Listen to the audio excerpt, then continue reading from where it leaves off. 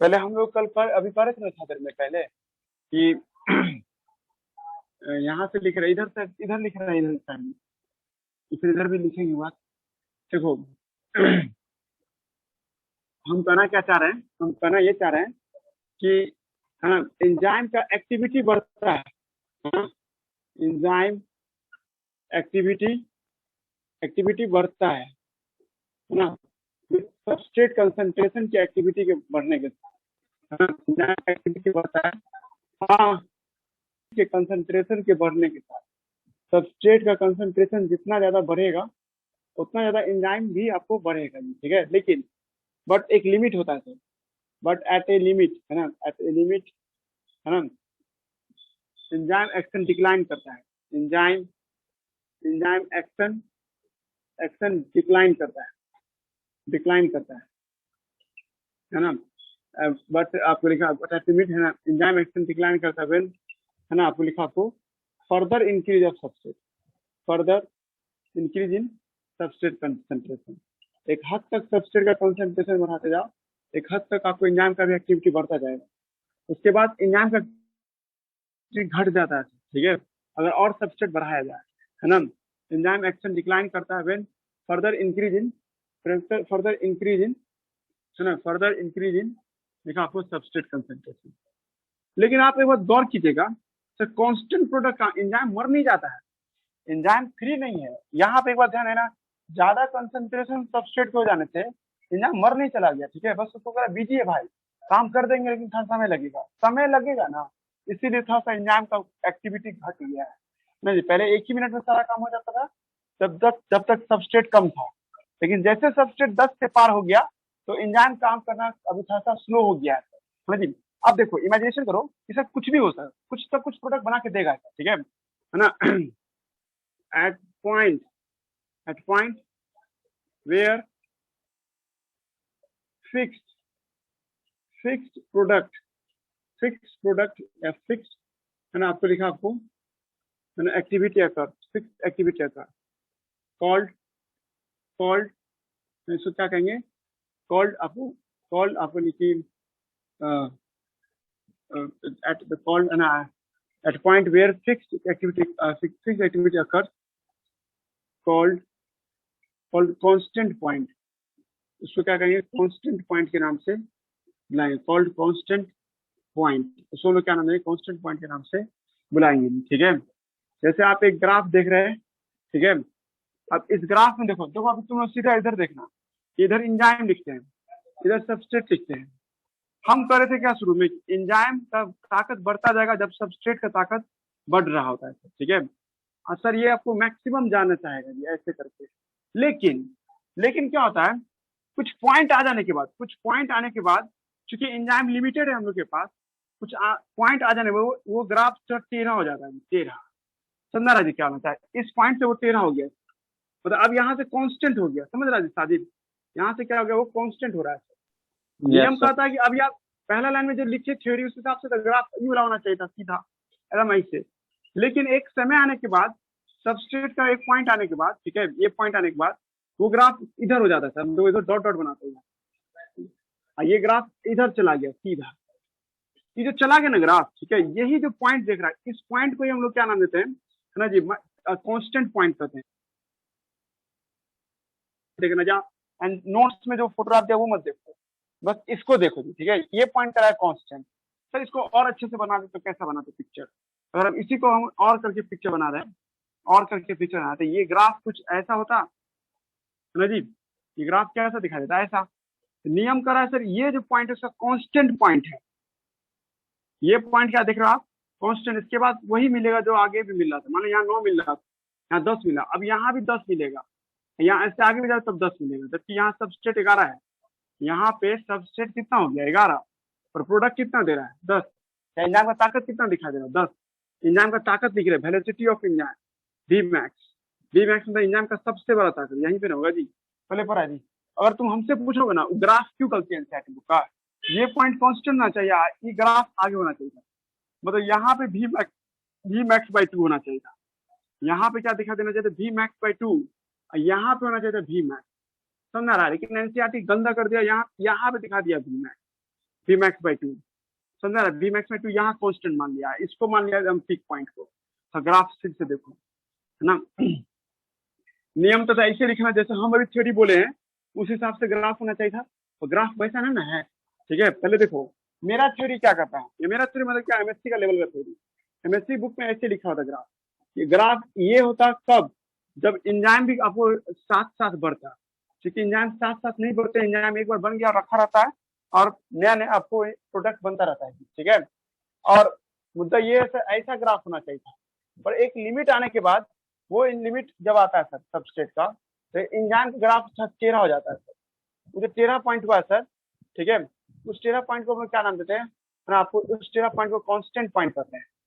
अब देखो अगर हम बढ़ाते तो ये आपको यहाँ पे वी मैक्स का ग्राफ है, वेलोसिटी का ग्राफ है सर, तो सर इस पॉइंट पे वी मैक्स ज्यादा रहता है, ये पॉइंट पे वी मैक्स रहता है ना। एंजाइम वेलोसिटी का ग्राफ है, ये एंजाइम के ताकत का बात हो रही है, एंजाइम की वेलोसिटी का बात हो रहा है। तो इस जगह पर उसका मैक्सिमम वेलोसिटी होता है, और ये जगह पर उसका क्या होता है, मिनिमम वेलोसिटी होता है, या वी मैक्स बाय हाफ होता है। जैसे ठेठ भाषा में समझो, यहाँ पे क्या होता है 1 मिनट लगता है ना जी, लेकिन यहाँ पे क्या लग रहा है सर आपको, यहाँ पे आपको 2 मिनट लग रहा है, सिर्फ जा रहा है। यार देखो ना, ये इस जगह पे कांस्टेंट प्रोडक्ट बना के देगा ना जी, नहीं जा रहा है। तो 10 ठो एंजाइम है ना, 10 ठो एंजाइम है, 10 ठो प्रोडक्ट हर बार बना के देगा। काश एंजाइम 11 हो जाता तो सर मेरा एंजाइम तभी काम करता ना, लेकिन सर 10 से ठो आपको एंजाइम है, तो एंजाइम हर बार इतना ही प्रोडक्ट बना के देगा अगर आप 11 कर देते हैं सबस्ट्रेट पर।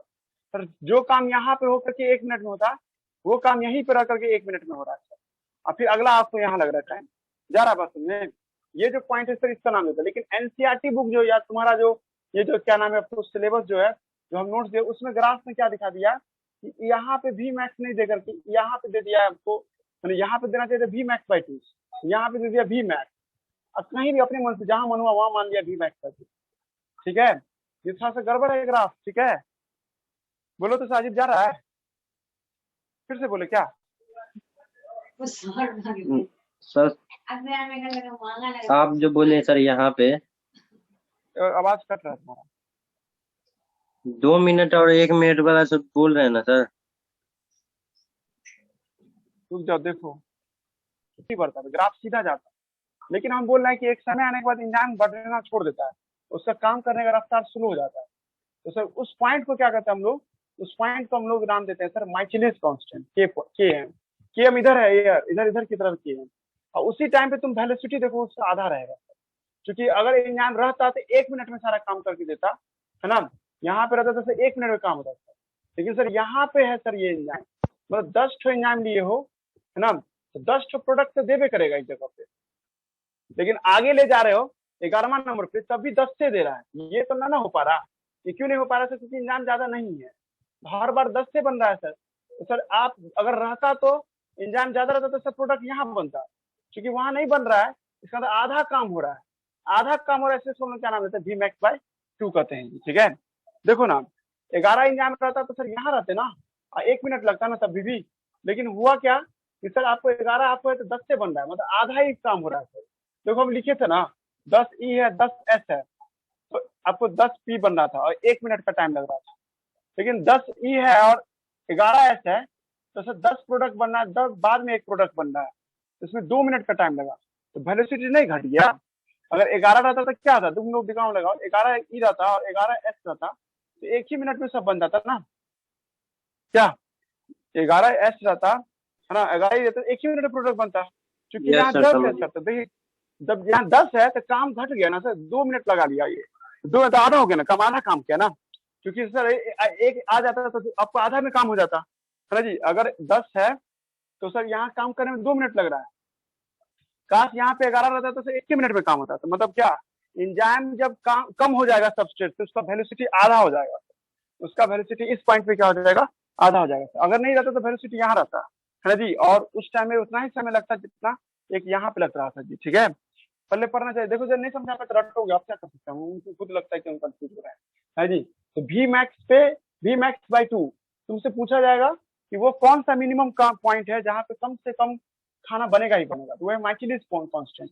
हर बार माइकेलिस कांस्टेंट का जितना प्रोडक्ट बनवे करेगा, चाहे आपको सबस्ट्रेट 50 से क्यों ना हो जाए, कम से कम इतना प्रोडक्ट तो हर बार बनेगा सर। ग्राफ सीधा नहीं जाता, ग्राफ टेढ़ा जाता है। और एनसीईआरटी गंदगी क्या है, एनसीईआरटी में क्या लिख दिया है कि सर वो ग्राफ थोड़ा सा एनसीईआरटी बुक के अकॉर्डिंग गलती है जी।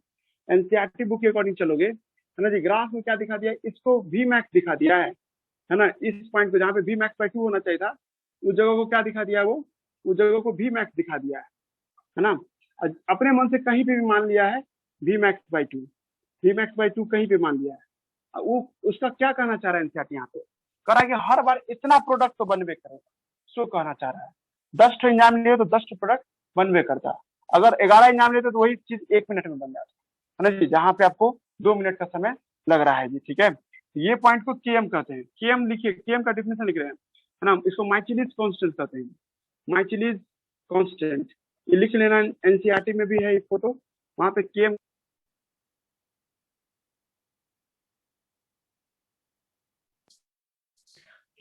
सर आवाज नहीं आ रहा।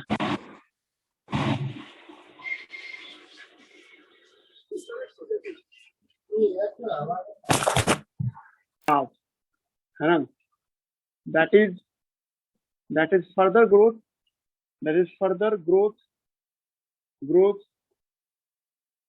in आपको substrate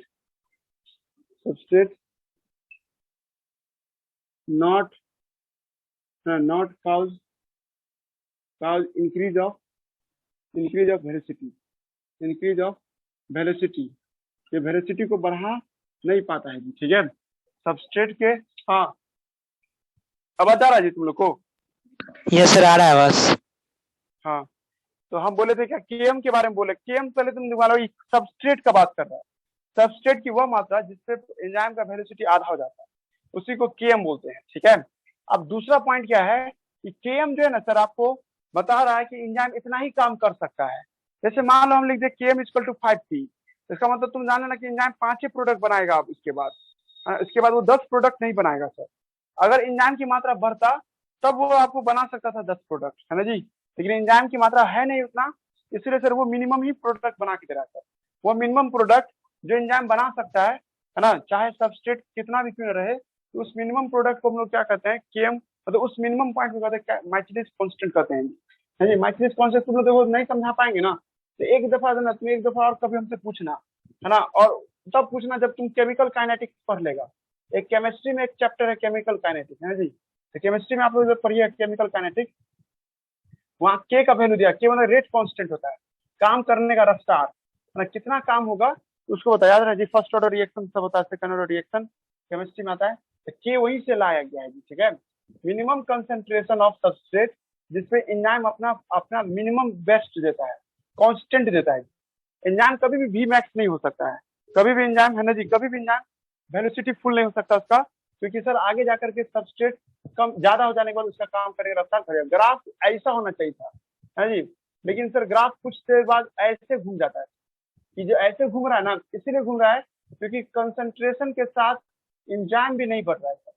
एंजाइम उतना ही है जितना, है ना जी, आपको यहाँ पे था जी, एस अगर यहाँ पे है, एस यहाँ पे है, एस 10 है तो एंजाइम 10 है, और एस 11 है तब भी एंजाइम 10 से काम कर रहा है। ठीक है, ये प्रोडक्ट इतना ही दे रहा है। अगर ज्यादा रहता तो कम मिनट लगता, ज्यादा टाइम लग रहा ना, इसलिए से इसको हम लोग वी मैक्स बाई 2 करते। इस जगह पे वेलोसिटी कितना होगा, वी मैक्स बाई 2। एक बार देखना तुम लोग, है ना, रहने तो इसको आगे बढ़ाते इससे आगे। ठीक है, तो ये बात पढ़िए आप लोग, नोट्स में ये बात लिखा हुआ है जी। ठीक है, when substrate concentration increase, velocity of enzyme action also increase, but when substrate concentration is very high and enzyme is also low, तब enzyme action stop because substrate molecule is very high हो जाता है।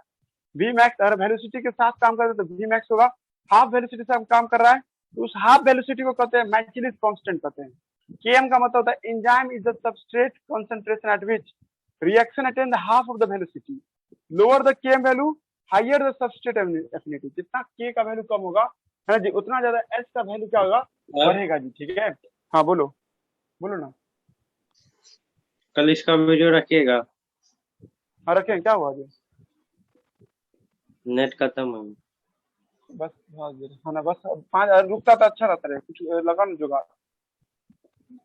अब आगे जी बहुत सबसे second last topic में हम लोग एंजाइम का जो महत्व देख रहे हैं सर, तो इसमें पहला बात हम लोग क्या किए थे कि एंजाइम स्पेसिफिक होता है, जो एंजाइम जिसके लिए बना होता है उसी पे काम करता है। दूसरा एंजाइम ऑप्टिमम टेम्परेचर पे काम करता है, enzyme work on optimum temperature, optimum temperature, ठीक है।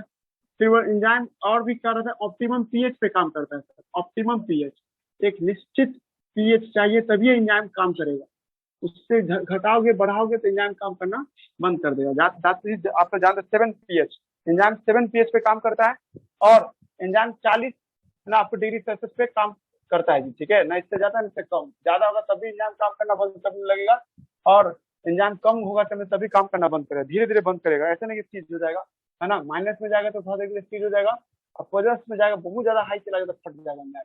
अब चौथा आपको क्या है सर, आपको है ना सबस्ट्रेट कंसंट्रेशन, अभी वही बता रहे थे आप लोगों को, सबस्ट्रेट कंसंट्रेशन पे भी एंजाइम डिपेंड करता है। अब पांचवा क्या है सर, आपको पांचवा है सर आपको, है ना जी, आपको इनहिबिटर, यही आपको आप लोगों को समझना है। अब आप लोगों को इनहिबिटर, एंजाइम बहुत सेंसिटिव होता है, इनहिबिटर या इनहिबिशन, नया टॉपिक आ गया आप लोगों के सामने में, इनहिबिशन, अच्छा से सुनिएगा, इनहिबिशन तंग करेगा जी, 12th में भी आप लोगों को ये सुनना है कहीं कहीं पे इनहिबिशन।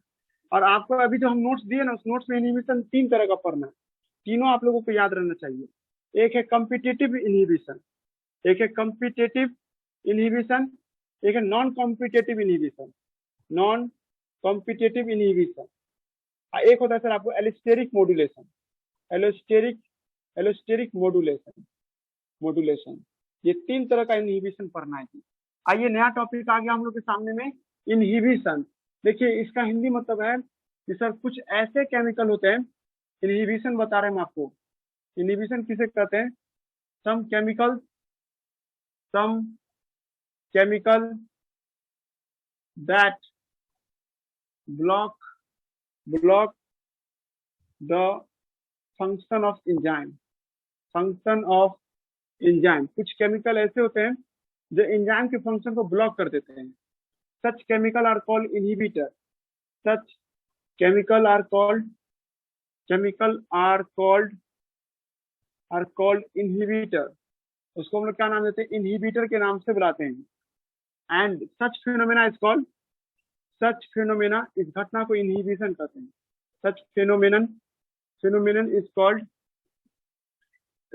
इनहिबिशन, इस घटना का क्या नाम देते हैं, इनहिबिशन के नाम से बुलाते हैं, ठीक है।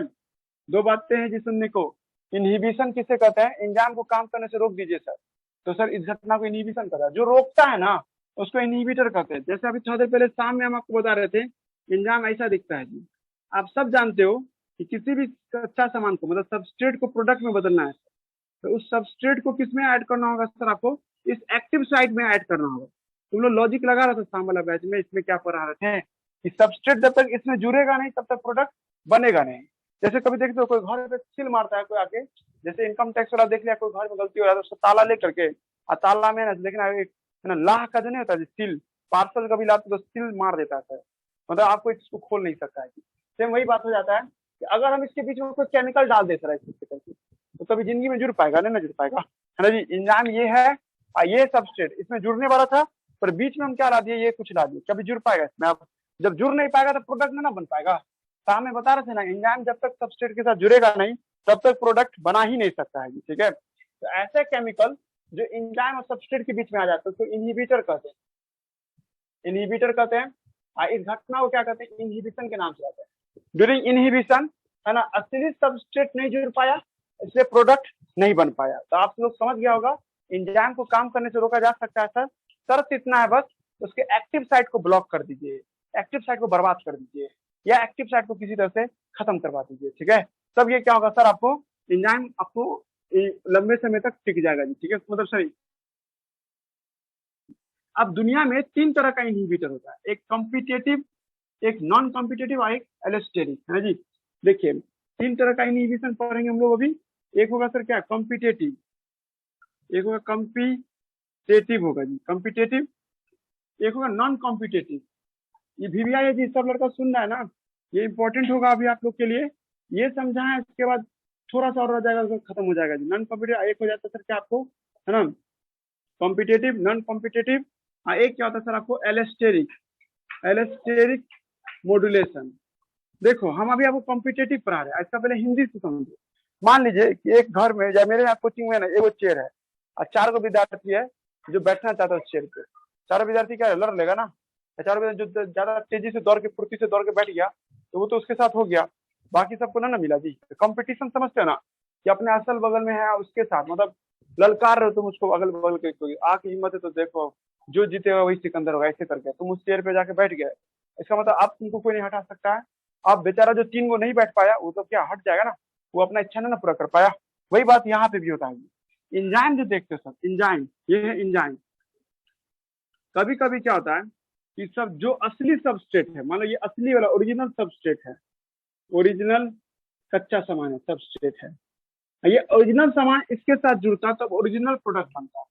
लेकिन कभी कभी कुछ ऐसे भी सबस्ट्रेट होते हैं जो डुप्लीकेट होता है सर, मतलब उसी के जैसा दिखता है जैसा आपको है ना ओरिजिनल सबस्ट्रेट था। अभी हम थोड़ी देर पहले बोले थे ना, एंजाइम स्पेसिफिक होता है, जिसके लिए बना था उसी के साथ जुड़ता है। पर शर्त क्या है सर कि एंजाइम के साथ एक्टिव साइट के साथ जो फंस गया ना, देखो ना, जैसे ताला में चाबी नहीं घुसाते हैं जी, चाबी फिट हो गया तो समझो कि ताला खुल जाएगा। अब डुप्लीकेट चाबी बना लेंगे तो भी तो खोल देगा जी, क्योंकि डुप्लीकेट चाबी तो दूसरा कंपनी से आया ना। वही बात यहाँ पे भी होता है कि सर ओरिजिनल सबस्ट्रेट जुड़ेगा तब ना ओरिजिनल प्रोडक्ट बनेगा।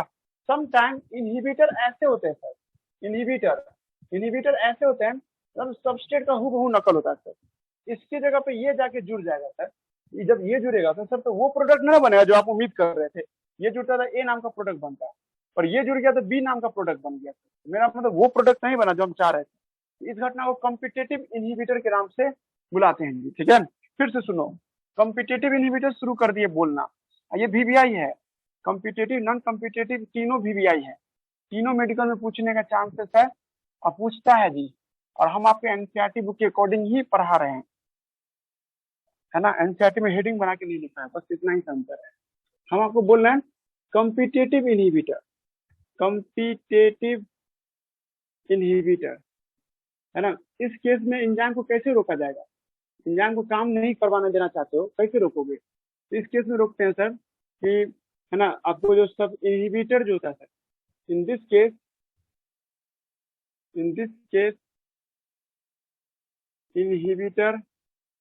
इनहिबिटर है ना, लुक वेरी, हाँ look inhibitor look very similar with substrate, substrate, है ना। आपको यहाँ पे इनहिबिटर एकदम सबस्ट्रेट के ही जैसा दिखता है sir, similar with substrate. Time देखते रहना। हेलो,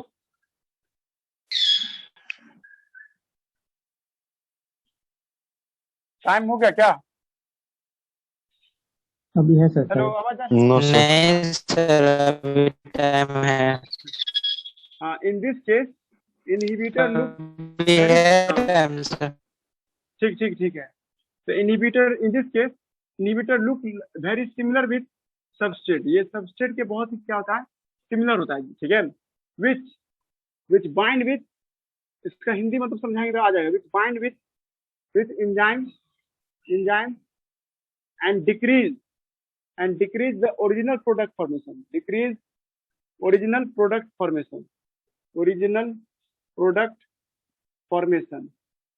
एग्जाम्पल दो ठो देंगे, दोनों एग्जाम्पल याद करना होगा आप लोगों को। प्रोडक्ट फॉर्मेशन, ठीक है। देखो इसका हिंदी मतलब बोलते हैं कि एंजाइम जो है ना सर, इसके साथ एक ओरिजिनल सबस्ट्रेट जुड़ता है।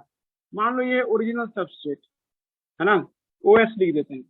लेकिन इसके साथ क्या था, डुप्लीकेट सबस्ट्रेट जो देखते हैं एकदम डिट्टो वही है जो आपको ये है, ठीक है। इसको हम लोग इनहिबिटर कहेंगे ना, डुप्लीकेट इनहिबिटर जो रोकता है। ये क्या करेगा सर, अगर मान लो तुम इसकी संख्या ज्यादा कर दो, 10 ठो कर दो, तो ज्यादा चांस किसका जुड़ने का है, इस वाले का ना, है ना जी। इनहिबिटर की संख्या ज्यादा होगा इसकी तुलना में।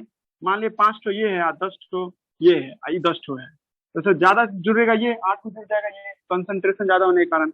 जब ज्यादा जुड़ेगा सर तो असली प्रोडक्ट नहीं ना बन पाएगा जो हम चाह रहे थे। देखना इसको लड़का रहा, सामने से आके लड़ रहा है, बस सामने से जाके बैठ जाएंगे उस जगह पे, तुम बोल नहीं बैठने देंगे। तो वही बात है, बेचारा सबस्ट्रेट जा नहीं पाया यहाँ तक, है ना, सामने वाला हिस्सा को बंद कर दिया, तो उसको हम लोग क्या नाम देते हैं, है ना, आपको कॉम्पिटिटिव इनहिबिटर कहते हैं।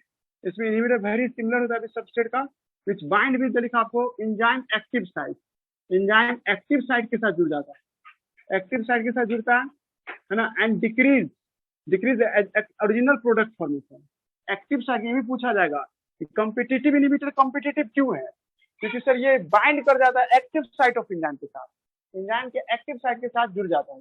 आप एक एग्जांपल लेके समझो, एक एंजाइम है जिसका नाम है सक्सेनिक डिहाइड्रोजिनेज, एक एंजाइम है जिसका नाम क्या आपको, सक्सेनिक डिहाइड्रोजिनेज, तुम कहीं पढ़ा है मुनीर सक्सेनिक डिहाइड्रोजिनेज?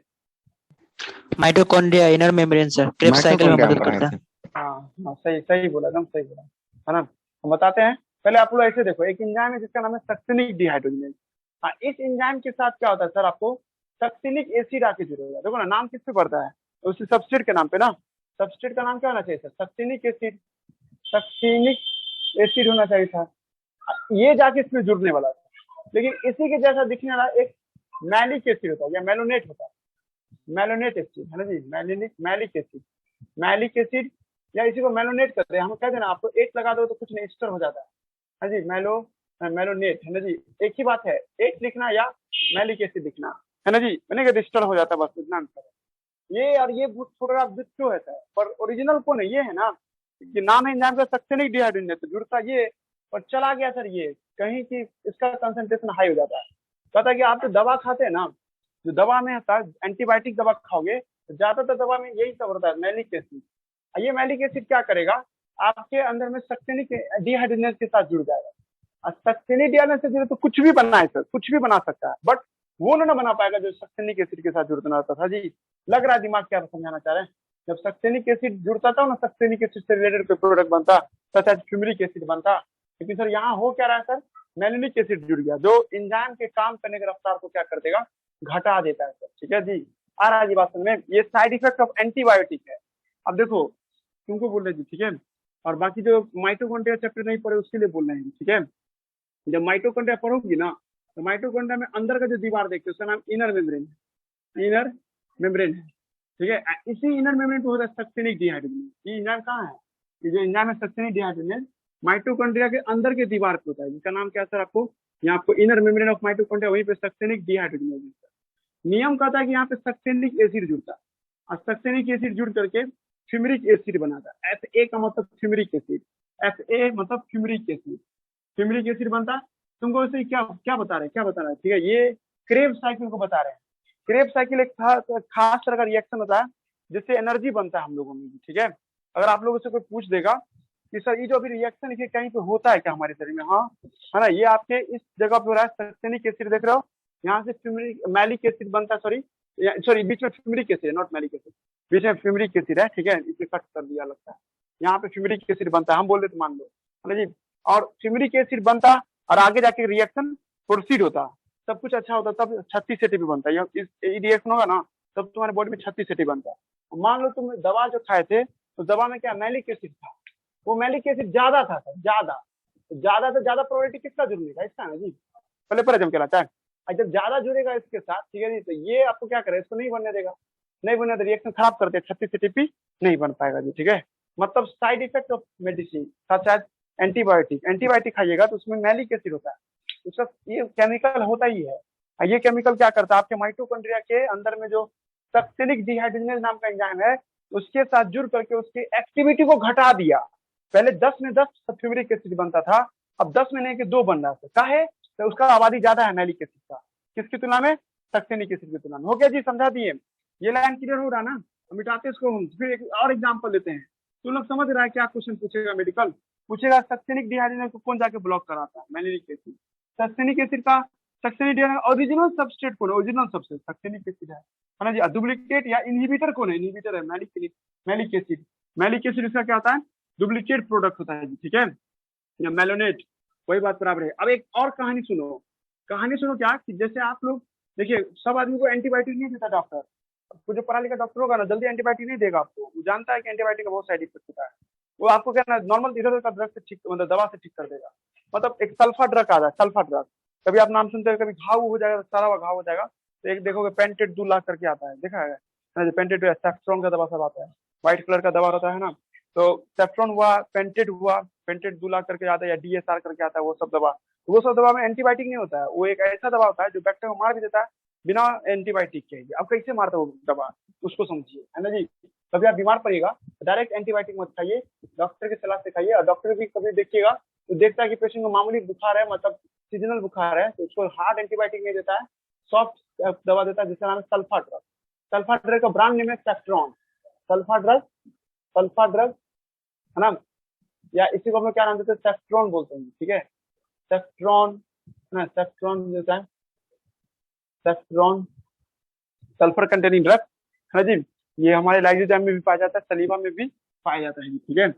सिचुएशन समझो, मान लीजिए कोई बंदा है, ये बंदा जो है ना, इसका शरीर है ये, इसको बीमारी हो गया बैक्टीरिया से, डॉक्टर जान गया कि इसको बैक्टीरिया हो गया बॉडी में, ये सब बैक्टीरिया है, अथवा बड़ा करके बैक्टीरिया बनाते हैं, ये बैक्टीरिया हो, और डॉक्टर जानता है इसको बैक्टीरियल डिजीज हो गया, पर डॉक्टर ये भी जानता है कि एंटीबायोटिक नहीं देना चाहते हैं क्योंकि साइड इफेक्ट है। मान लो डॉक्टर जिस एरिया में काम करा लोगों को पहले एंटीबायोटिक दिया, बहुत आदमी मर गया, डॉक्टर डर जाएगा ना कि अब एंटीबायोटिक नहीं लिखेंगे किसी को, तो बुखार वाला पेशेंट को कैसे ठीक करेगा। तो दूसरा दवा देगा जिसका नाम क्या है, सल्फर ड्रग। वही सल्फर ड्रग होगा कुछ, है ना जी। अब ये सल्फर ड्रग कैसे काम करता है उसको समझने से पहले बैक्टीरिया को समझो कैसे काम करता है। जब कोई बैक्टीरिया किसी इंसान के शरीर में घुसता है, ये उसके अंदर में जाता है, बैक्टीरिया के अंदर में एक एंजाइम होता है, ये एंजाइम इस इंसान के अंदर का फॉलिक एसिड इस्तेमाल, सॉरी ये एंजाइम है, देखो यहाँ देखो, ये ये बैक्टीरिया हुआ, बैक्टीरिया के शरीर में एंजाइम होगा। आपको ये बताना हम चाह रहे हैं कि बैक्टीरिया जिंदगी जीने के लिए, मतलब बैक्टीरिया आगे जाके अपना पॉपुलेशन बढ़ाना चाहता है, अभी एगो बैक्टीरिया कल 50 गो बैक्टीरिया होना चाहता है, तो बैक्टीरिया अपने सेल के अंदर में एक एंजाइम रखा रहता है, वो एंजाइम फॉलिक पावा के साथ जुड़ता है, पावा के साथ जुड़ता है। पावा क्या है सर, इसका फुल फॉर्म लिखेंगे पारा इम्यूनो बेंजोइक एसिड। सर एक मिनट पावा का बताओ। फुल, एक मिनट बता दो, कट करके ज्वाइन करो तो, एक मिनट कट करके ज्वाइन कीजिए तो। कॉम्पिटिटिव इनहिबिटर पढ़ रहे हैं, एक एग्जांपल दे दिए सक्सेनिक डिहाइड्रोजनेज वाला, एग्जांपल रटिएगा, वो मेडिकल का क्वेश्चन है, आप लोग से पूछा जाएगा सक्सेनिक डिहाइड्रोजनेज कैसे खराब हो जाता है, मैलिक एसिड कैसे खराब हो जाता है। अब दूसरा एग्जांपल दे रहे हैं हम आपको, इसमें आप एक समझिए, एक बंदा है, उस बंदे की बॉडी में बैक्टीरिया सब घुसा हुआ है, ये बैक्टीरिया इस आदमी के अंदर में अपनी आबादी बढ़ाने के लिए, है ना, अपने साथ पावा लेके आया, पावा नाम का केमिकल। जब ये दोनों रिएक्ट करता है तो फॉलिक एसिड बनता है, फॉलिक एसिड बनता है, ठीक है। ये फॉलिक एसिड जो बनता है, ठीक है, ये फॉलिक एसिड बैक्टीरिया को एनर्जी देता है, बैक्टीरिया को डिवाइड करने में मदद करता है, ठीक है, बैक्टीरिया की आबादी को बढ़ाने में मदद करता है। डॉक्टर देख चुका है कि भाई इस आदमी के अंदर बैक्टीरिया है और एंटीबायोटिक नहीं देना चाहता है, डॉक्टर चाहता है कि बैक्टीरिया मर भी जाए, इसका पॉपुलेशन ग्रो करना रुक जाए, धीरे धीरे खाने की कमी होने से मर भी जाए। फॉलिक एसिड इसको एनर्जी देता है, फॉलिक एसिड विटामिन B10 को कहते हैं, B10 बनाने का तरीका, है ना जी। और इसके लिए सर हम ना चाहेंगे विटामिन B10 बने, तो सर डॉक्टर उसको क्या कहता है कि हम आपको एक सेफ्ट्रॉन का दवा देते हैं या सल्फा ड्रग्स देते हैं, सल्फा ड्रग्स को हम DSR लिखते हैं, ड्रग्स ऑफ सल्फा ड्रग्स, समझ जी। सल्फा ड्रग्स जो देखते हैं, ये आपको जब देता है सर, ये इसका फोटो और इसका फोटो एक जैसा दिखता है। पावा का फुल फॉर्म जान ले सब आदमी, कच्चा सामान है, पावा का फुल फॉर्म ही मेडिकल में पूछेगा, पारा एमिनो बेंजोइक एसिड, पारा एमिनो बेंजोइक एसिड लिख लेना इसको, या नोट्स में लिखा हुआ है बेंजोइक एसिड। ये पारा एमिनो बेंजोइक एसिड जुड़ता है एंजाइम के साथ, तब क्या बनाता है ना जी, आपको फॉलिक एसिड। अब एंजाइम का नाम ही बताना पड़ेगा, समझ में आ गया, पारा एमिनो बेंजोइक एसिडेज हो जाएगा, बस क्या नाम, क्या आगे तो एज लगाना है, हाँ बस। उसका ये DSR नाम का जो दवा है सर, हूबहू पावा का बराबर का होता है। ये जब तुम ज्यादा से ज्यादा टैबलेट खाओ, डॉक्टर कहते हैं 2 टाइम खा लीजिएगा टैबलेट, है ना, नहीं रहा तो 3 टाइम खा लीजिएगा, तो ज्यादा से ज्यादा DSR हो जाएगा आपकी बॉडी में। ये DSR क्या करेगा सर, है ना, इस बैक्टीरिया के सेल में घुस जाएगा, जहां से पावा जुड़ने वाला था उस जगह पे DSR आके जुड़ गया। जब DSR आके जुड़ जाएगा तो फॉलिक एसिड ना बनेगा, अब फॉलिक एसिड नहीं बनेगा तो उस आदमी में बैक्टीरिया मल्टीप्लाई करना रुक जाएगा ना, समझा हम क्या बनता है, ये भी हो गया, ठीक है, समझा रहा ना जी। तुम लोग इसमें कैसे याद करोगे, ये ऐसा कहीं इंग्लिश बोल के बोले कि एक बैक्टीरिया के पास पावा है, फॉलिक एसिड बन रहा है और उसको सल्फा ड्रग रोक रहा है, तो ये किस तरह का एग्जाम्पल हुआ, ये एग्जाम्पल हुआ कॉम्पिटिटिव इनहिबिशन का। और उसके बाद तुमसे यही भी पूछा है पावा का फुल फॉर्म, पावा जुड़ता है एंजाइम के साथ तो क्या बनाता है, ये पूछा है, ये किसमें बनता है, बैक्टीरिया में बनता है, कैसे रोकोगे, तो DSR की मदद से रोकोगे जी। हो गया जी, पढ़ दें कॉम्पिटिटिव इनहिबिटर पढ़िए, ये वाला पेज पढ़ा रहे हैं कि substance which look like to substrate. Competitive inhibitor कुछ ऐसे भी सामान होते हैं जो सबस्ट्रेट के जैसा दिखते हैं और easily fit with the enzyme, वो आराम से एंजाइम के साथ फिट हो जाते हैं। Stop the fitting of original substrate with enzyme, thus आपको the enzyme action block such substance is called competitive inhibition। इस तरह के घटना को क्या कहते हैं, competitive inhibition के नाम से जाते हैं। सक्सेनिक डिहाइड्रोजनेज नाम का एक एंजाइम है ना, इस substrate succinic acid but the duplicate substance malonic acid से जुड़ जाता है, और जुड़कर मेलोनिक एसिड या मैलिक एसिड एक ही बात होगा, fit with active site of the succinic dehydrogenase and block it, है ना जी। ये एग्जांपल नंबर 1 हो गया। अब एग्जांपल नंबर 2 सुनो। सल्फा ड्रग्स एक प्रकार का सेफ्ट्रॉन पेंटेट सल्फा डीएस, है ना, बैक्टीरियन डीएस, इसको एंटीबायोटिक है माने, ये भी बैक्टीरिया को मारता है, इसको क्या कहेंगे, एंटीबायोटिक। लेकिन वो नहीं है, खतरनाक टाइप एंटीबायोटिक नहीं, एकदम सॉफ्ट एंटीबायोटिक है, घाव सबको ठीक करने में मदद करता है। विच ऑल्सो कॉम्पिटिटिव इनहिबिटर है। एक्चुअली बैक्टीरिया पावा बनाता है, पारा एमिनो बेंजोइक एसिड बनाता है, जो आपको विटामिन फोलिक एसिड बनाने में मदद करता है बैक्टीरिया के लिए। बैक्टीरिया अपने शरीर में बनाता है ताकि उसके अंदर में मल्टीप्लाई करे। जब हम लोग सल्फर ड्रग खाते हैं, ये पावा के जैसा ही होता है और एंजाइम के साथ जुड़ करके एंजाइम को ब्लॉक कर देता है, फोलिक एसिड सिंथेसिस रुक जाएगा, बैक्टीरिया मर जाएगा जी, ठीक है। और इस हिसाब से आपको फोटोग्राफ दिखा रहा है जी, ठीक है, समझा जी। यहाँ पे पेन हाथ से लिखा, उस पर मत ध्यान दीजिएगा। एक बीमारी है, जब रीढ़ का हड्डी टेढ़ा हो जाता है ना, तो उसको हम लोग स्पेंडेलिस के नाम से आते हैं। फॉलिक एसिड की कमी होगा, हाँ, तो फॉलिक एसिड की कमी होने से एक बीमारी होता है, उसका नाम है स्पेंडेलिस। देखो माँ, गर्भवती माँ को अगर फॉलिक एसिड नहीं मिलेगा ना, तो उसका बच्चा जो पैदा होगा टेढ़ा रीढ़ का हड्डी होगा, रीढ़ का हड्डी कुब्बर जैसा निकला रहेगा। तो वो एक बीमारी है जो विटामिन की कमी से होता है, फॉलिक एसिड की कमी से होता है, वो अलग टॉपिक है जी। उसको हम लोग जब हम लोग अपना अपना विटामिन से पढ़ेंगे, मतलब उसमें हम आपको डिस्कस करेंगे जी। अब ये आप कॉम्पिटिटिव क्या नॉन कॉम्पिटिटिव इनहिबिटर में आते हैं, नॉन कॉम्पिटिटिव इनहिबिटर में जाते हैं, ठीक है।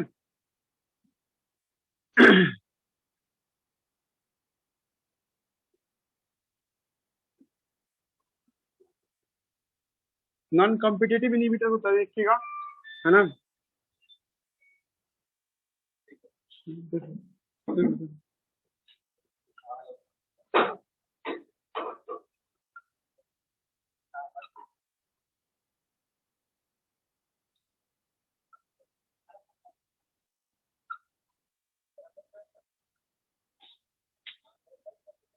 एक मिनट रुक जाओ।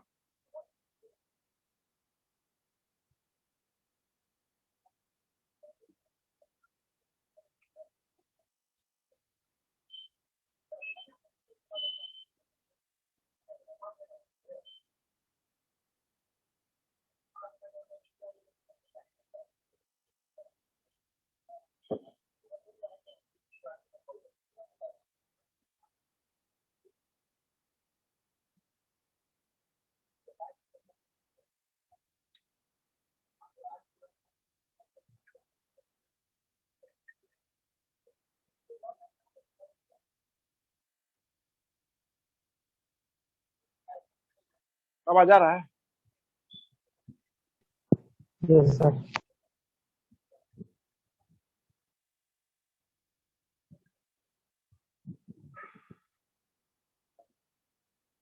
दो मिनट रुक जाओ, शुरू करता हूँ।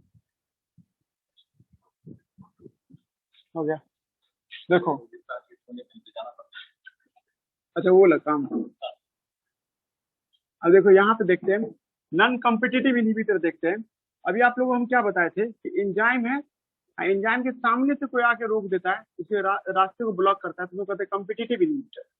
अब कॉम्पिटिटिव इनहिबिटर का काम क्या था कि वो एक्टिव साइट को नहीं देखने देता है सबस्ट्रेट को, ठीक है, और इसको ब्लॉक करके कुछ और बनवा देता है, ठीक है। लेकिन सर कुछ ऐसा भी तो हो सकता है, तो लड़का कहे सर एक्टिव साइट से ना कोई एंजाइम जुड़ता है सबस्ट्रेट, जैसे ये सबस्ट्रेट है, ये एक्टिव साइट के साथ जुड़ने वाला था, हम कोई ऐसा केमिकल दे दिए, ये एक ऐसा केमिकल जब इसको डाल दिए इसमें, हाँ जी, जब ये केमिकल डालेंगे तो इसका जो देखते हैं एंजाइम, ये एंजाइम का एक्टिव साइट गायब हो गया ना, एक्टिव साइट खत्म हो गया। आप सबस्ट्रेट आके भी कभी जुड़ पाएगा ना जुड़ पाएगा जी, ठीक है। मान लो ये एंजाइम है, ये उसका एक्टिव साइट है, ये इसमें आके जुड़ता, प्रोडक्ट बनाता, और हम इसके ऐसा कोई केमिकल लगा दिए, एक ढक्कन ऐसे उस जगह पर लगा दिए, देखो एक्टिव साइट के पास कुछ नहीं लगा है, एक्टिव साइट अभी भी एक्टिव साइट है, और किसी और जगह पे हम लगा दिए इनहिबिटर, और उसके लग जाने से इसका एक्टिव साइट पूरा बर्बाद हो गया, है ना जी। अब सबस्ट्रेट घुस नहीं पाएगा इसमें, प्रोडक्ट में बदल नहीं पाएगा जी, ठीक है। सच inhibitor that inhibitor who bind with enzyme है ना, enzyme other than other than active site, other than active site, and change the structure of enzyme, change the structure of enzyme. Such phenomenon is called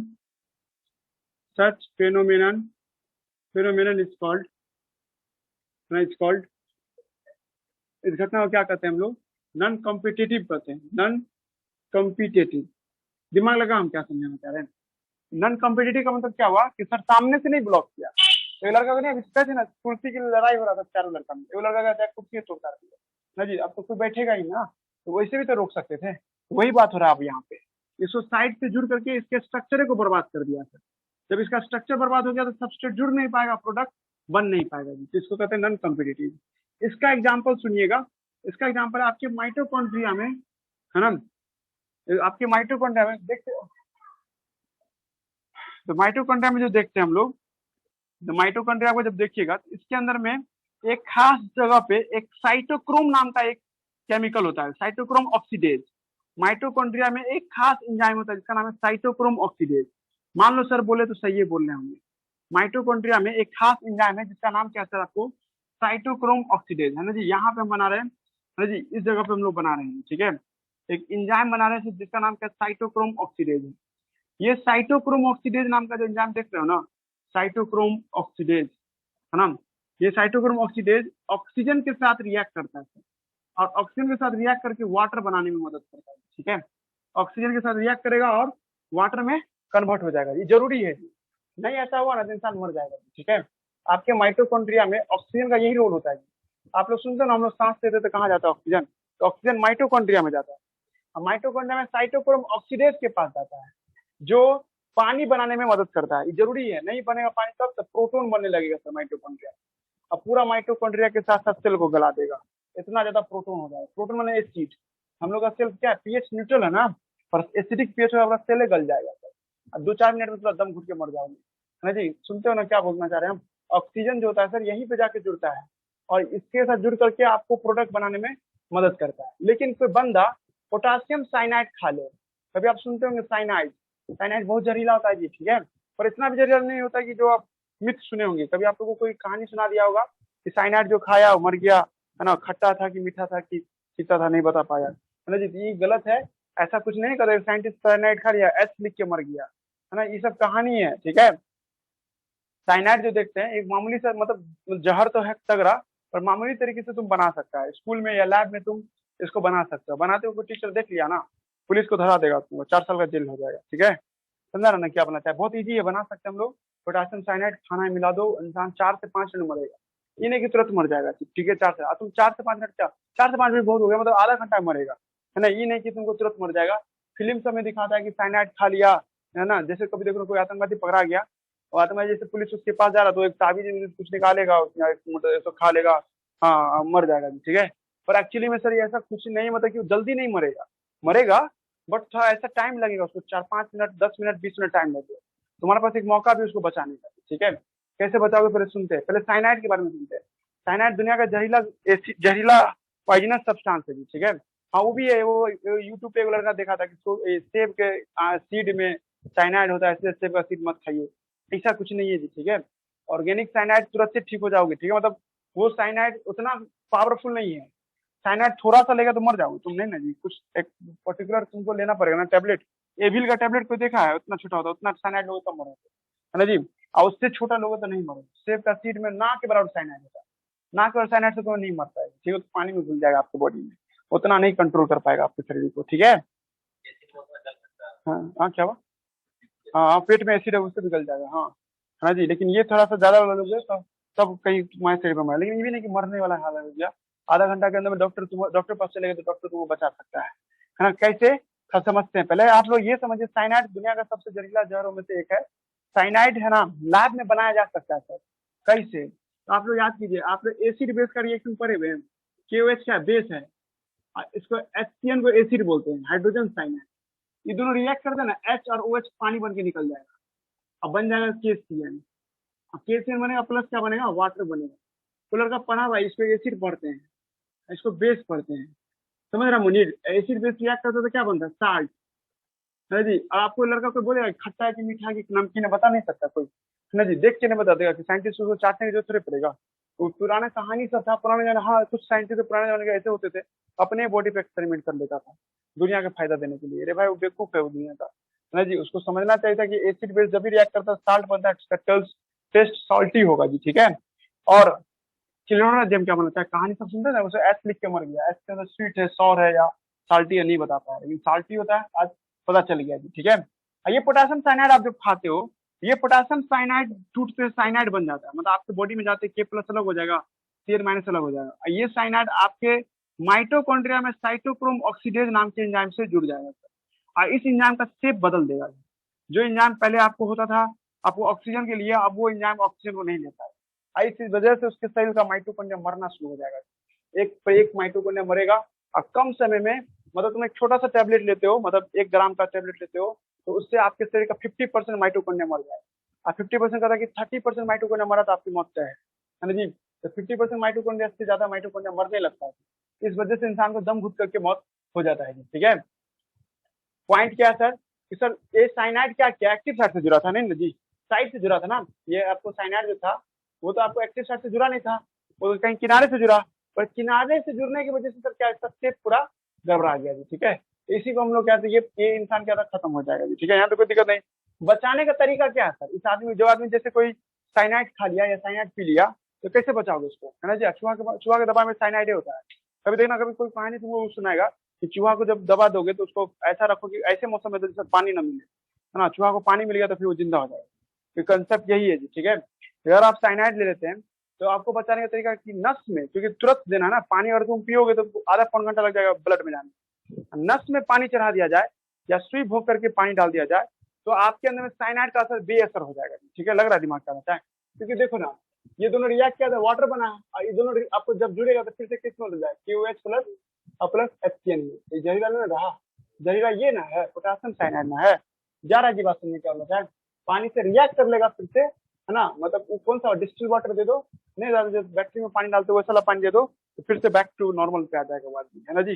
तो जो नहीं पानी जो चढ़ाते हैं, जो नहीं पानी चढ़ाते हैं तो वो सब साफ पानी ना होता है एक से, तो वैसा पानी अगर दे देते हैं, मतलब एक जो आर्मी सब होता है जो आतंकवादी को मारने के लिए जाता है, तो वो लोग अपने पास सुई सब रखता है, वो सुई यही रहता है पानी वाला, ठीक है। अगर वो आतंकवादी उसके सामने में साइनाइड खा रहा होता है तो वो आज पुलिस ऑफिसर क्या वो सुई निकालेगा, उसको जाकर भोग देगा ताकि साइनाइड का असर बेअसर हो जाएगी, ठीक है। लगा जी दिमाग, 4-5 मिनट का टाइम रहेगा पुलिस के पास, है ना जी। यहाँ तो कोई दिक्कत नहीं जी, समझा रहे ना। साइनाइड का काम समझ में आया, साइटोक्रोम ऑक्सीडेज का काम समझ में आया।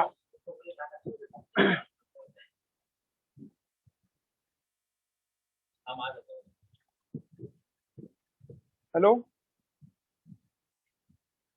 टाइम है ना जी, चला गया टाइम।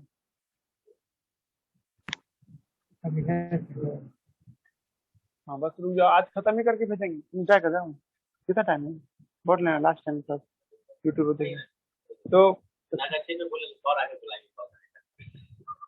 बस हो जाएगा। देखिए तो हो गया जी, हम बता दिए। नॉन कॉम्पिटेटिव का एग्जाम्पल समझ में आया।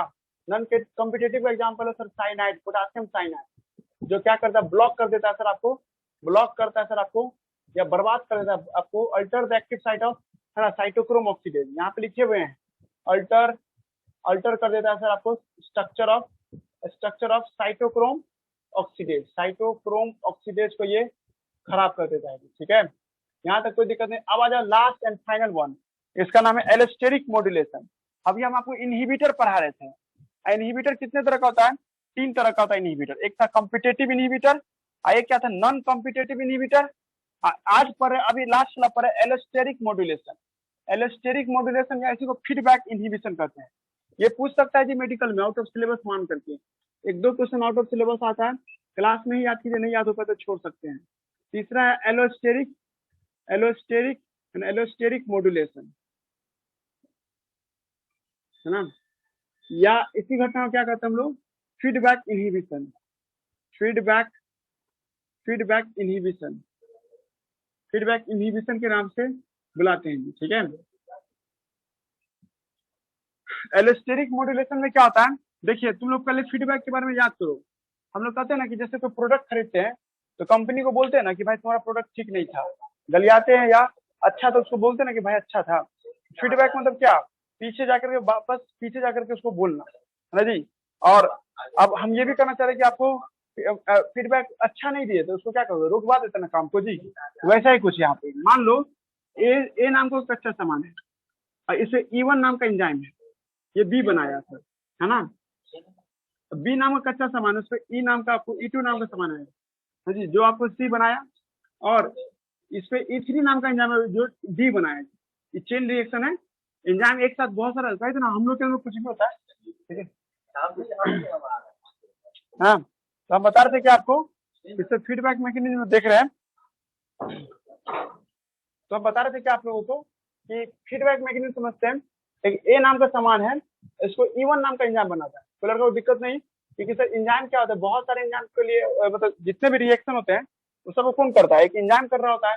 और ए नाम का कोई कच्चा सामान है, उसको E1 नाम का आपको एंजाइम बना रहा था, ये स्टेज बना रहा है। एक दफा ऐसा हुआ कि डी बोल रहा है क्या अब नहीं आना चाहिए, जैसे इधर से कच्चा सामान ए आता जाता और ये प्रोडक्ट बनता जाता, अब डी बोला कि अब नहीं बनना चाहिए, ये डी गया इसको E1 को जाके ब्लॉक कर दिया। जब इसको ब्लॉक कर देगा, है ना, चाहे जैसे ब्लॉक करे, कॉम्पिटेटिव वैसे ब्लॉक करता है, कॉम्पिटेटिवली ब्लॉक कर देता है। जब कॉम्पिटेटिवली ब्लॉक कर देगा सर, क्योंकि ये प्रोडक्ट है, पीछे जाकर के उस एंजाइम को ब्लॉक करा जो शुरुआत जहां से हुआ था, तो ऐसी घटना को कहते हैं फीडबैक इनहिबिशन। समझ में आया जी नित्यानंद, बोलो तो, है ना। हेलो, यस है ना। देखो इन प्रोडक्ट, देखो इसका डेफिनेशन लिखने जा रहे हैं, इन प्रोडक्ट ऑफ, है ना, ए रिएक्शन। अब यहाँ पे देखो इनहिबिटर कौन है, इन प्रोडक्ट है सर, पहले इनहिबिटर दाएं बाएं से आ रहा था, अब इनहिबिटर उसी रिएक्शन का इन प्रोडक्ट है sir, in product of A reaction, है ना जी, दैट ब्लॉक, है ना, आपको initial enzyme of that reaction, ताकि नया नहीं बन सके दैट रिएक्शन। तो इस घटना को क्या कहते हैं हम लोग, है ना, इस घटना को फीडबैक या एलोस्टेरिक मॉड्यूलेशन कहते हैं। देखो ना, पहला वाला एंजाइम को जाके ब्लॉक कर दिया, तब जब यही नहीं आएगा तो आगे ना बन पाएगा, तो डी प्रोडक्ट बनने का रुक जाएगा। जब डी को हटाया जाएगा तब ये जाकर के फिर से नया ए बनेगा जी, फिर डी को हटाने के लिए फिर अलग एंजाइम बनता होगा जो गला देता होगा उसको जाकर के। तो इसका एग्जाम्पल, असली एग्जाम्पल समझो, जैसे ये एक सेल है, कोई लड़का गौर को असली एग्जाम्पल दे रहे हैं, सेल है ये, सेल में बाहर में क्या ग्लूकोज है, बाहर में ग्लूकोज है। अब सेल में देखो, तुम भी कहते हैं ना कि तुम जैसे कोई भोज में खाना जाएगा, तुम्हारे खाने में प्लेट पे खाना रख देगा, अब बाकी पीछे से एक और आदमी आ रहा है खाना देने के लिए, तो तुम कहते ना भाई अभी रुक जाइए, है ना। और आवाज आ रहा है जी, हाँ। तो देखो अब एक सिचुएशन समझो कि मान लीजिए कि तुम एक सेल मतलब खाना खाने जा रहे हो, किसी के भोज में जा रहे हो, तुम्हारे प्लेट में खाना भरा हुआ है, एक आदमी तुम्हारे प्लेट में खाना देने आया, तुम उसको कहते ना भाई रुक जाओ, अभी पहले इसको खत्म कर दे तब तुम्हारा खाना लेंगे जी, ठीक है। सेम बात कुछ यहाँ पे भी है, सेल में जब ग्लूकोज घुसता है ना, तो ग्लूकोज को अंदर लाने में मदद करता है हेक्सोकाइनेज नाम का एक एंजाइम होता है जो बाहर के ग्लूकोज को अंदर लाया। ये ग्लूकोज जब अंदर आता है सर, यही हेक्सोकाइनेज क्या करता है सर, यही हेक्सोकाइनेज, है ना, इसको बदलता है ग्लूकोज 6 फॉस्फोरस में बदलता है, ग्लूकोज 6 फॉस्फेट में। ये ग्लूकोज 6 फॉस्फेट बोलता है क्या कि भाई नया ग्लूकोज मत आने देना आप, क्योंकि सर ये नया ग्लूकोज आएगा तो सर हमको फिर आपको वैल्यू नहीं दिया जाएगा, ये जाके इसको ब्लॉक कर देता है। जब इसको ब्लॉक कर देगा तो नया ग्लूकोज आना रुक जाता है। दिमाग लग रहा है जी, आप जब तक ये ग्लूकोज खत्म नहीं होगा तब तक नया ग्लूकोज नहीं आ पाएगा जी, ठीक है। तो तुम रटो अभी एग्जाम्पल तुमसे पूछेंगे कि रियल वाला एग्जाम्पल दो फीडबैक इनहिबिशन का, तो hexokinase block bye glucose 6 phosphate, ये रिएक्शन है जी, इसी रिएक्शन से ये हो रहा है जी, ठीक है। पहले पर जब क्या बोलना चाह रहे हैं, नोट्स है वहां पे देख सकते हो अपने से, नोट्स टेलर का है ले लिया, देखो तो बायोमोल का नोट्स देखो तो आसपास में है तो लाओ, तो आसपास में होगा बायोमोलिक्यूल का नोट्स। हो गया जी, खत्म हो गया इनहिबिटर पढ़ा दिए, तीनों इनहिबिटर पढ़ा दिए, कॉम्पिटिटिव, नॉन कॉम्पिटिटिव और, है ना जी, आपको क्या था, आपको एलोस्टेरिक मॉड्यूलेशन। एलोस्टेरिक का मतलब ये होता है कि बैक जाना, बैक जाके रोकना होता है प्रोडक्ट, इन प्रोडक्ट जब जाकर के पहला एंजाइम को रोकता है, इस घटना को एलोस्टेरिक मॉड्यूलेशन के नाम से बुलाते हैं, ठीक है, एलोस्टेरिक मॉड्यूलेशन के नाम से बुलाते हैं। Inactive the enzyme, potassium cyanide एक हाईली पॉइजनस केमिकल है जो ब्लॉक करता है रेस्पिरेटरी एंजाइम जिसका नाम है साइटोक्रोम ऑक्सीडेज। माइटोकॉन्ड्रिया में पाया जाता है, पर्सन 2-4 मिनट में मर जाता है। लेकिन बचाने का तरीका है जी, वाटर का सुई देना होगा, पानी चढ़ाना होगा उस आदमी को, अगर तुम उसको पानी चढ़ा दोगे ना तो ठीक हो जाएगा। 5 मिनट में ठीक हो जाएगा। अब आ जाओ एलेस्टेरिक मॉड्यूलेशन या feedback inhibition. When many enzyme work on A chain, जब बहुत सारे एंजाइम एक साथ चेन में काम करता है, द इन प्रोडक्ट है ना आपको स्टॉप फर्स्ट एक्शन एंजाइम, मतलब जब कोई बहुत सारे एंजाइम एक साथ काम करते हैं तो अंतिम वाला जो है ना पहला वाला को रोक देता है। जैसे आप इस फोटोग्राफ को देखिएगा, है ना, इस फोटोग्राफ में क्या दिखाई दे रहा होगा कि अंतिम वाला है ना जी A B C D E है, और डी वाला E1 को रोक रहा है सर। इसी घटना को क्या कहते हैं, एलोस्टेरिक मॉड्यूलेशन कहते हैं। तुमको रियल एग्जांपल दीजिए, यहाँ वाला देखो, इस फोटोग्राफ में ग्लूकोज और एटीपी जुड़ के ग्लूकोज 6 फॉस्फेट बनता है और हेक्सोकाइनेज नाम का एंजाइम बनाता है, और ये ग्लूकोज 6 फॉस्फेट हेक्सोकाइनेज को ब्लॉक कर देता है सर। इसी घटना को कहते हैं एलोस्टेरिक मॉड्यूलेशन। हो गया, टॉपिक समझा दिए। आप देखो जो बोल रहे थे सुनिएगा, ये भी इंपॉर्टेंट है, ये एनसीईआरटी में भी लिखा हुआ है। हम ये कहना चाह रहे हैं कि एंजाइम कितने तरह के होते हैं, मेनली 6 तरह के एंजाइम होते हैं। जैसे आप लोग को एंजाइम लिखते होंगे, यहाँ पे हम लिख रहे हैं कि एंजाइम है, एंजाइम कितने तरह का दिखाई देगा आपको, 6 तरह का होता है सर। किस आधार पे 6 तरह का होता है, on the basis of origin, धरती पे कौन एंजाइम पहले आया था उसके आधार पे। जैसे आपको 11th में हम पढ़ाए थे ना एनिमल किंगडम या प्लांट किंगडम, तो उस समय बोलते थे ना पहले अलगी आया, ब्रायोफाइटा, टेरिडोफाइटा, इससे करके। उसी तरह से जब हम लोग जब धरती बना था ना, तो सबसे पहले ये एंजाइम आया था ऑक्सीडोरिडक्टेज, और सबसे लास्ट में आया था ये वाला। इसलिए कोई लड़का आप लोग को याद करना होगा कि कितने एंजाइम है, क्लासिफिकेशन ऑफ एंजाइम, एंजाइम का फंक्शन के आधार पे, एंजाइम के ओरिजिन होने के आधार पे एंजाइम 6 तरह का होता है जी, ठीक है। 6 टाइप के एंजाइम होते हैं। दुनिया का सबसे पहला एंजाइम है ऑक्सीडोरिडक्टेज एंजाइम, ऑक्सीडोरिडक्टेज एंजाइम है। और दूसरा एंजाइम है ट्रांसफेरेज। तीसरा है sir hydrolysis enzyme, sorry hydrolase, sorry hydrolase, lyase enzyme, hydrolase enzyme. तीसरा है, उसके बाद चौथा है लाइएज, पांचवा है सर आइसोमेरेज, और छठा है लाइगेज। देखिए इसका एग्जांपल याद नहीं करना आप लोगों को, आप लोगों को एग्जांपल जब हम आपको जब चैप्टर से में नहीं पढ़ाएंगे ह्यूमन फिजियोलॉजी वाला में, तो वहां पे आपको याद दिला दिया जाएगा कौन एंजाइम किस तरह का नेचर का होता है। लेकिन हाँ, तुमको ये पता करना आज एंजाइम 6 तरह के होते हैं on the basis of work के आधार पे, ऑन द बेसिस ऑफ किसके आधार पे सर, आपको on the basis of origin के आधार पे। एक बार अलीगढ़ में क्या क्वेश्चन पूछा था, अलीगढ़ में ये क्वेश्चन पूछा था कि चौथा नंबर का एंजाइम कौन है, सीधे कह दिया था क्लासिफिकेशन ऑफ एंजाइम में 4th पोजीशन पे कौन है, 4th पोजीशन पे लाइएज है ना, और 2nd पोजीशन पे कौन है, ट्रांसफेरेज है। हम भी ऐसे क्वेश्चन पूछ सकते हैं, क्लासिफिकेशन ऑफ एंजाइम में कितने तरह के एंजाइम होते हैं, 6 तरह का होता है, ओनली 6, धरती पे 6। सबसे लेटेस्ट कौन होगा, लाइगेज, यहाँ पे लिखे थे ना लाइगेज, लाइगेज सबसे लेटेस्ट है जी, ठीक है। लाइगेज नाम का जो एंजाइम है सबसे धरती पे सबसे अंत में आया है जी, ठीक है। कुछ दिमाग लगा रहा है सब लड़का, लाइगेज नाम का एंजाइम जो देखते हैं धरती पे सबसे अंत में आया था जी, ठीक है। और धरती पे सबसे पहले ऑक्सीडोरिडक्टेज आया था जी, समझ रहा है जी। मुनीर किस हो गया, हेलो मुनीर है, यस सर है। बस 5 मिनट है ना। देखो तो हम बोले थे क्या, ऑक्सीडो रिडक्शन तुम लोग पढ़े हुआ, ऑक्सीडेशन और रिडक्शन, इलेक्ट्रॉन का लॉस होना और इलेक्ट्रॉन का गेन होना, इसी को कहते हैं ऑक्सीडेशन रिडक्शन। अब जानिए किसी को हम इलेक्ट्रॉन छीन लेते हैं, आज एक बार हम पढ़ाए थे आप लोग, जिसका इलेक्ट्रॉन लॉस हो जाता है सर, तो इसमें क्या होता है सर, आपको इसमें माइनस, आपको मतलब इस पे क्या आ जाएगा सर, आपको प्लस बना जाता है, इसमें तो कमी हो जाता है सर। इलेक्ट्रॉन किसी से छीन लोगे तो उसका क्या होता है, रिडक्शन। जिसमें इलेक्ट्रॉन डाल देते हैं सर उसका क्या जाता है सर, आपको ऑक्सीडेशन हो जाता है जी, ठीक है। याद आ रहा है जी, ऑक्सीडेशन रिडक्शन का भी पढ़ाए थे। एक ऐसा एंजाइम जो एक का इलेक्ट्रॉन दूसरे पे डालता हो, दूसरा का इलेक्ट्रॉन तीसरे पे डालता हो, अदला बदली करता हो इलेक्ट्रॉन का, तो ऐसे एंजाइम को क्या कहते हैं, ऑक्सीडो रिडक्टेज कहते हैं। Some enzyme that catalyse the oxido reduction between 2 substrate, 2 substrate के बीच में ऑक्सीडेशन रिडक्शन करता है सर। तुमको हमको बिल्कुल नहीं समझ में आएगा, तो हम कहते हैं वो एक ऐसा एंजाइम इमेजिनेशन करो जो एंजाइम इलेक्ट्रॉन ट्रांसफर करता हो, इलेक्ट्रॉन ट्रांसफर करता है, नहीं समझ में आ रहा, तो हाइड्रोजन को घुमाता हो, हाइड्रोजन को ट्रांसफर करता हो, समझ में आ रहा जी, हाइड्रोजन को ट्रांसफर करता हो, या नहीं तो सर क्या ऑक्सीजन को ट्रांसफर करता हो, इस सब में से कोई भी चीज ट्रांसफर करता, तो ऐसे एंजाइम को किस कैटेगरी में रखेंगे, ऑक्सीडो रिडक्टेज। अगर हम एग्जाम्पल नहीं दे रहे हैं एंजाइम का नाम, तुम्हारे मन में विचार कौन ऐसा एंजाइम है जो ऐसा काम करता है, वेट करो, ह्यूमन फिजियोलॉजी में तुमको बताया जाएगा। पर लेकिन तुम ये समझ रही हो कि कुछ एंजाइम ऐसे होते हैं धरती पे जो इलेक्ट्रॉन को इधर से उधर ले जाने वाले होते हैं। ऐसे एंजाइम को भविष्य में किस नाम से जाना जाएगा, ऑक्सीडो रिडक्टेज के नाम से लाएंगे। अरे भाई बहुत इजी टॉपिक है, हम कह दे कि कोई ऐसा बंदा है जिसके पास 2 ही चैम्बर दिल है, तो बहुत बच्चा के दिमाग में फुट नहीं बन जाएगा मछली का बात हो रहा है।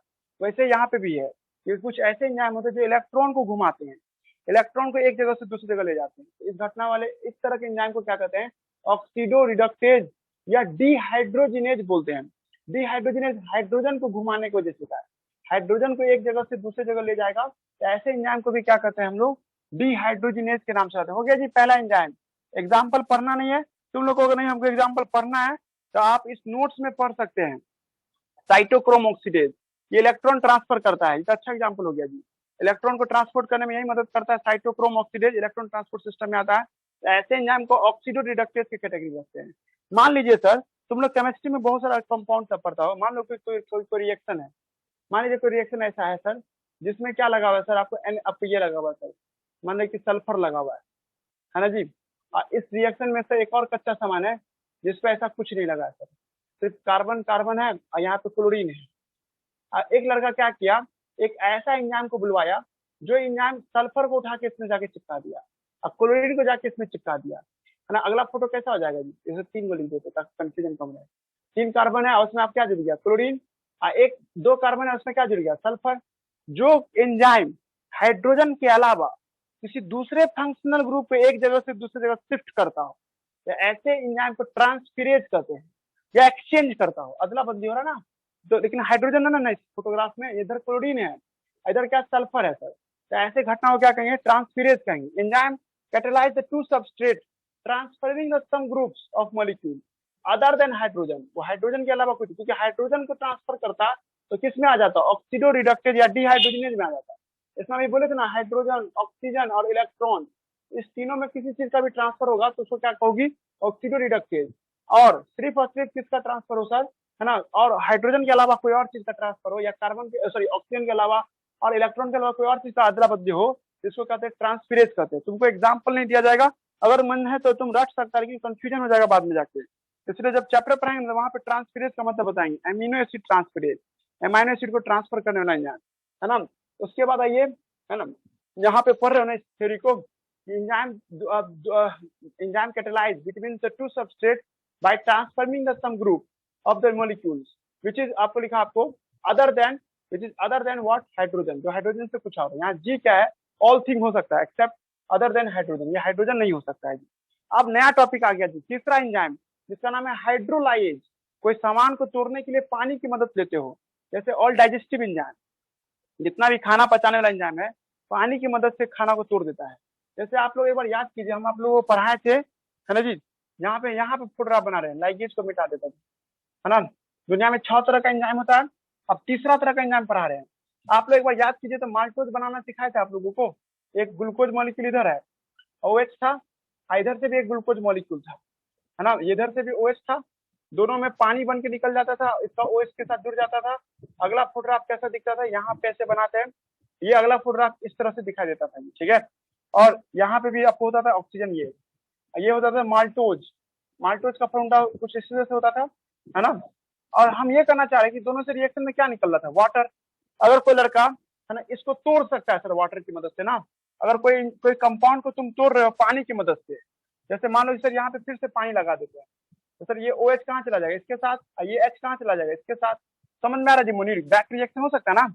अगर आप कोई सामान को enzyme that catalyse the substrate by breaking the bond by the help of water, पानी की मदद से कोई चीज को तोड़ देते हैं, तो इस घटना को क्या कहते हैं? हाइड्रोलाइज कहते हैं। वह एंजाइम जो पानी की मदद से कोई चीज को तोड़ता है, such enzyme is called hydrolase. Example के तौर पे माल्टोज, माल्टोज को तोड़ने के लिए माल्टेज एंजाइम चाहिए, ये एंजाइम ग्लूकोज और ग्लूकोएक्टोज में तोड़ देता था, 2 अलग अलग हिस्सों में तोड़ दिया सर। दैट्स व्हाई इसको हम क्या नाम देंगे? हाइड्रोलाइज के नाम से बुलाएंगे जी, ठीक है। अब आइए चौथा नंबर का, ये एक ऐसा एंजाइम है सर जो बिना पानी के तोड़ता हो। Enzyme break the bond without help of water, बिना पानी के ही आपको कोई बॉन्ड को तोड़ देता हो, इसको क्या नाम देते हैं? लाइएज कहते हैं, ठीक है। जैसे एग्जांपल के तौर पे देखो, ये अगर यहाँ पे डबल बॉन्ड है, तो सर सिंगल बॉन्ड XY है, कार्बन कार्बन और इसके नीचे X है, इसके नीचे Y, और यहाँ पे जब देखते थे डबल बॉन्ड बना दिया और XY को अलग कर दिया जी, XY को अलग कर दिया जी, ठीक है, ऐसा कुछ कर दिया जी, ठीक है। क्या आप लोग कभी केमिस्ट्री में पढ़े हो ऐसा line, elimination reaction? Elimination reaction में क्या होता है? सिंगल बॉन्ड को तोड़ करके डबल बॉन्ड बनाया जाता है सर। इसमें तुम पानी का इस्तेमाल नहीं कर रही हो, तोड़ फोड़ तो यहाँ भी हो रहा है सर, बट विदाउट, है ना, लिखा आपको है ना, breaking without using the water, बिना पानी की मदद से जब कोई चीज को तोड़ते हैं सर 2 तो मिनट ऐसे बाकी है। बस 2 मिनट में खत्म हो जाएगा हम लोग का, बस इसके बाद एक और है, बस तो जल्दी रुक जाना, 2 मिनट में खत्म तो खत्म, ठीक है। और उसके बाद जो न्यूक्लिक एसिड है ना, न्यूक्लिक एसिड हम लोग बाद में पढ़ लेंगे कभी, न्यूक्लिक एसिड नहीं पढ़ाया जाएगा, न्यूक्लिक एसिड हम आपको जब एनसीईआरटी का बायोमोलिक्यूल पढ़ाएंगे ना तब पढ़ाएंगे जी, ठीक है, पढ़ाएंगे जरूर आप लोगों को, बट एनसीईआरटी का बायोमोलिक्यूल जब सर्वे करेंगे तब न्यूक्लिक, याद कीजिए हम 4 मॉलिक्यूल का बात किए थे ना, एक कहे थे ना कि कार्बोहाइड्रेट पढ़ाएंगे, प्रोटीन पढ़ाएंगे, लिपिड पढ़ाएंगे और एक न्यूक्लिक एसिड पढ़ाएंगे। न्यूक्लिक एसिड मतलब डीएनए आरएनए, उसको भविष्य में देखेंगे, हालांकि हम जब वायरस पढ़ाए थे ना तो हल्का फुल्का हिंट्स दिए थे, लेकिन हम आपको पढ़ाएंगे जब एनसीईआरटी में पढ़ाएंगे तो न्यूक्लिक एसिड पढ़ा देंगे। आज अब चौथा नंबर का एंजाइम की बात करो, वो एंजाइम जो क्या करता है सर, आपको बिना पानी की मदद से जो तोड़ देता है उसको लाइएज कहते हैं सर। आइसोमेरेज, जैसे आप लोग याद कीजिए ग्लूकोज है, ग्लूकोज का फॉर्मूला क्या होता था, C6 है ना, C6H12O6, और इस ग्लूकोज से क्या बनता है सर, फ्रक्टोज, जो फ्रक्टोज बनता है सर इसका भी फॉर्मूला वही होता है, C6H12 और O6 होता है जी, ठीक है। ग्लूकोज से फ्रक्टोज बनता है सर, तो इसमें कुछ भी ना चेंज होता है, खाली फंक्शनल ग्रुप ना बदलता है जी।